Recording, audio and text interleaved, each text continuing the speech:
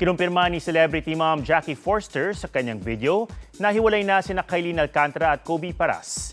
Nagsimula raw magkalamat ang relasyon ng dalawa nang magpunta sila sa Amerika nitong Enero para magbakasyon at ipakilala ang pamilya ng isa't isa.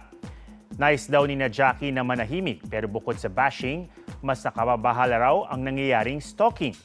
Tinawag din ni Jackie na unforgivable ang mga umunoy nasabi at nagawa ng magulang ni Kylene kay Kobe.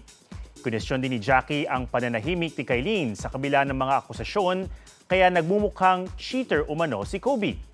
Mas nabash daw ang kanyang pamilya nang mag-post umano online ng mga magulang ni Kylene. Tanong ni Jackie bakit kailangang maging marahas umano si Kylene kaya nakaranas umano si Kobe ng physical assault.